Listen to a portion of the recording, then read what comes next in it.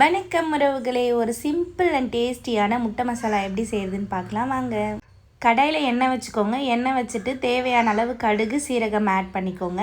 Add பண்ணி ரெண்டும் நல்லா பொரிஞ்சதுக்கப்புறம் நம்ம தேவையான அளவு பொடியை நறுக்குனா வெங்காயம் ஆட் பண்ணிக்கோங்க.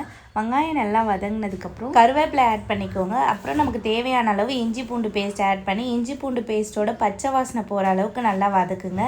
வெங்காயம் இஞ்சி பூண்டு பேஸ்ட் இதோட பச்சை வாசனை போனதுக்கப்புறம் பொடியே நறுக்குன தக்காளி இது கூட ஆட் பண்ணிக்கோங்க. ஆட் பண்ணி கொஞ்சமாக நமக்கு தேவையான அளவு உப்பு போட்டு தட்டு போட்டு க்ளோஸ் பண்ணி ஒரு 5 மினிட்ஸ் நல்லா தக்காளி வெங்காயம் எல்லாம் சேர்ந்து நல்லா வதங்கட்டும். இந்த மாதிரி எண்ணெய் நல்லா பிரிஞ்சு வர அளவுக்கு நல்லா வதங்கணும். வதங்கினதுக்கப்புறம் நமக்கு தேவையான அளவு கரம் மசாலா, மஞ்சள் தூள், மிளகாய் தூள் இது 3ம் போட்டு நல்லா மிக்ஸ் பண்ணிக்கோங்க. மிக்ஸ் பண்ணிவிட்டு நமக்கு தேவையான அளவு கொஞ்சமாக தண்ணி ஊற்றிக்கோங்க. நிறைய தண்ணி ஊற்றினா ரொம்ப தண்ணி ஆகிடும். அதனால் மீடியமாக கொஞ்சமாக தண்ணி ஊற்றிக்கோங்க. தண்ணி ஊற்றி ஒரு 5 மினிட்ஸ் நல்லா கொதிக்க விட்டுருங்க. கொதிக்க விட்டதுக்கப்புறம் நல்லா எண்ணெய் பிரிஞ்சு வந்துடும். எண்ணெய் பிரிஞ்சு வந்ததுக்கப்புறம் உங்களுக்கு எத்தனை முட்டை தேவையோ அத்தனை முட்டை உடச்சி விட்டுக்கோங்க. முட்டை உடச்சி ஊற்றினதுக்கப்புறம் தட்டு போட்டு திரும்பவும் க்ளோஸ் பண்ணி ஒரு 5 மினிட்ஸ் நல்லா வேக விடுங்க.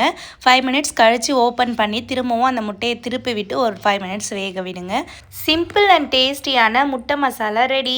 இது சப்பாத்தி, இட்லி, தோசை இந்த மாதிரி டிஃபன் ஐட்டத்துக்கும் செட் ஆகும். அப்படி இல்லைன்னா நம்ம ரைஸ் கூட ஆட் பண்ணி சாப்பிடலாம்.